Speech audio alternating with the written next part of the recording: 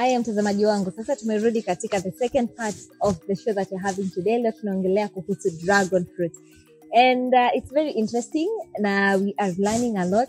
So tukimaliza hii kipindi ya leo, you can now go and plant your own dragon fruit. Umeambiwa it doesn't even need a lot. You later have kungoja for 1.5 years or 10 years kama unatumia the seeds.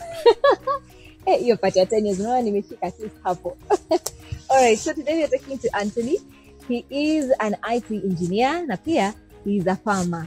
So ni mkulima ambaye amebobea katika ukulima wa dragon fruit na many other fruits na mimea mingine mingi, but today tunaongelea kuhusu the dragon fruit. So kwa the other part tulikuwa tumefika where we are saying that easy thorns, they either become a fruit or a branch. Ile tadi the branch, a branch. Yes. So tumefika mahali sasa fruit inakuja. So it comes as a bud, not a fruit. It comes as a bud. A tiny button-like protrusion from the thorny node. Dragon fruit, like I said, is magical, mysterious, and has amazing health benefits. Why is it magical? You may walk around the orchard like we are here now, and you don't see anything. Then you come tomorrow, you find a tiny bud emerging from this part. A tiny bud, like here actually, like this one. Such a tiny one. Such a tiny bud. After 13 days, it will have grown to be almost this size. And on the 13th night, going to 14th, it blooms. It opens up. Yes. That's why dragon fruit is called Queen of the Night. Because it only opens up at night. And only one night. And it has to be pollinated that night. So kifunguka lazima iwe pollinated hiyo. Yes. Otherwise, if it's not, it will abort. You may ask, but who pollinates at night? Night pollinators are there, bats, moths. Incidentally, bees that ordinarily don't travel at night, they will come at night for Kesha. For the dragon. They come for Kesha. What do I mean?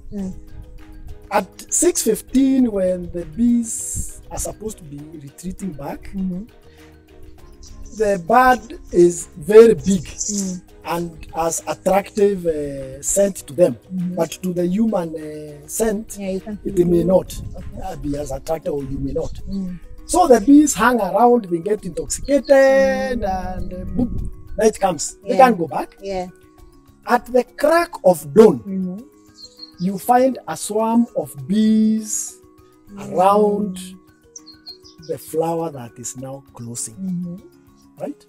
Bats pollinated at night, moths pollinated at night, the bees crown it all. Now, after pollination, count that 8 days. So remember 0 to 14, and this is blooming. Then from blooming to ripe fruit, that 8 days. So total is we had 14 plus that 8, 52. Now you may have failed to remember those days, 13, that 8. You go around your orchard and see the fruit that is green, about to start turning yellow. You will see some here, like that one there. I can see one there. Come after 3 days. 3 days, ready for harvest. So it turns from green to red to very ripe in 3 days. 3 days. And you have to harvest it when ripe? Yes. So ukitoa yezi iva? Yes. Dragon fruit and unclimacteric. What does it mean? It means if you harvest it or you sever it from the vine when it's not ripe, the ripening process stops. The skin may look like it has ripened, but inside it's not. Therefore, you have to be very careful even when you're buying your dragon fruit from a grocery. Sometimes people may harvest them when they're not ripe, and the taste is bad. Now tell us about when you are now planting these. kuna insecticides zenye unatakana kuweka, or how do you go about it just to make sure that sasa insects hazitaziharibu the dragon fruit? Like any plant, dragon fruit requires husbandry, especially if you're doing a commercial orchard. Yeah. Good husbandry. Good husbandry is weeding, checking or scouting for pests, diseases. Dragon fruit is prone to attack mainly by fruit flies when the fruit are set. Okay. To remain organic, well, it can be any time. Okay. Any time, but the 3 days the most vulnerable. To remain organic, or to remain at least not to use a chemical pesticides or chemical components in your orchard, we use traps. A trap like this one to attract the fruit flies. Therein they go. Alafu they die. And then they die. Okay. There is a pheromone there with some chemical that attracts them, and then. So the only chemical you have, flies, not the plant.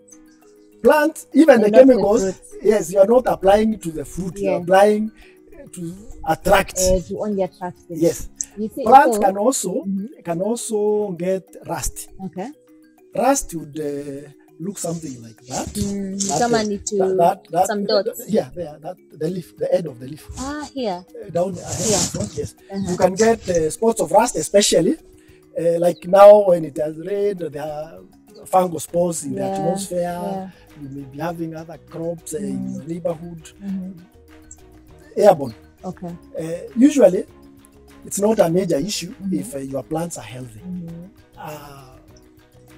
A week or so, clears by itself. Okay.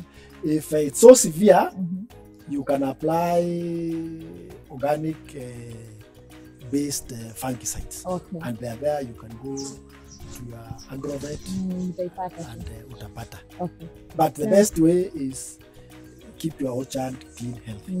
Very healthy. Yes. Now, we already know how to treat our plants, na tuko na fruits sasa. Zimejaa nyumbani. Yes. But now, where is the market? Right now, as a farmer, umekuwa kwa hii biashara for a very long time. People who are now growing the dragon fruit. Where is the market? Is there a market? Where is the market? Is there a market? Are you a discerning customer? Do you care for your health? Oh. Then you are the customer. Why go look far when you have this person who cares about their health? And this has lots of health benefits. Tell us about it. What are some of the health benefits that the dragon? Dragon fruit is very good for your health, especially gut. Has a lot of probiotics, so it helps in detoxing the body, assisting in bowel movement. Yeah. It has a lot of vitamin C because of some of the ascorbic acid it has. It helps in calming. Now, what happens? Very interesting. Those people who have stress, they are having blood pressure go up because they feel a little bit upset with themselves or what. When you calm, what happens? The blood pressure goes down. Thank you. And the fruit is able so to it's do actually true that inasaidia pia na blood pressure and all those things. Go try it. You see, some things, I tell people this way. All these things you are hearing about, things being said about something. Why don't you go and do your own independent research first? Yeah. And then go try. It has good sugars for those who have insulin issues, so it's good for diabetics. The best of the best. Yeah. If you have acidity. If you have acidity. Yeah. Hapo mimi ni mshahidi. Guys. Dakika ni ngapi? Really. It really works. Eat. Stopwatch. 120 seconds. Yeah. Tell me how you're feeling. Amazing. You are the one who is saying you are a witness, not me. I am a witness. But you are the witness? I can tell about it. So that means that mtu yote ambaye ana plant the dragon fruit, the market is so huge. Actually, start with yourself. The customer number one is the farmer. The second customer is the farmer's family. Okay. The third customer is the farmer's community. The fourth customer, the rest of the entire world. Will you feed 7 billion people? So none of them saying about the entire world. Yes. Now let's talk about the export. Because now many people talk about dragon fruit in terms of export. So nimepanda dragon fruit zangu na nimeharvest ni nyingi sana. May want to export them. How do I go about it? Before you start exporting, has your mother eaten? Hao wako sawa. Yes. The export market is so huge. But even before you go to the export market, the domestic market is equally as huge. Yeah. For example, I have had a customer from 2020. Now we're in 2023. Wow. Who has from Italy, who has been asking me for 5 tons every week. I don't even have 5 kilos. Yeah. I don't even have 5 kilos. And they want 5 tons. That's so huge. That's huge. the opportunity is huge. Yeah. Out there, in here, within ourselves. For our health, number one. Yeah. Wealth will follow. So number one, health. Wealth will come. Will come. Okay. Yes. Okay. Yes. So thank you so much. Umetufunza mambo mengi sana. And I know for everyone, nimekwambia nimekuja huku na sasa nimetamani kuwa mkulima. It's not one of the things we will harvest to eat, then you'll know whether it's a dragon fruit or not, or what it is. Okay. So asante sana kwa kutufunza. Sasa ninajua pia wewe kama mkulima hapo nyumbani unajua ni nini unatakana kufanya for you to get a dragon fruit.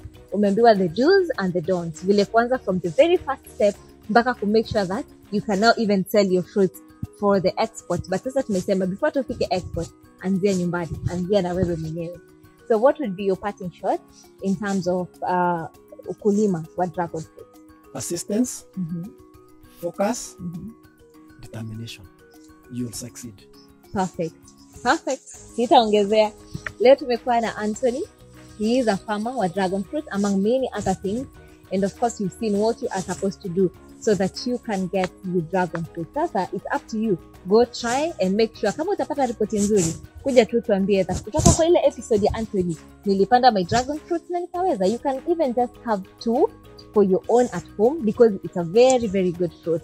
So that has been it for today. My name is Rachel Kahugu. Nimekuwa nikistand in for Ena Eli. Na sasa mtakuwa mkipatana naye to the next episode. See you.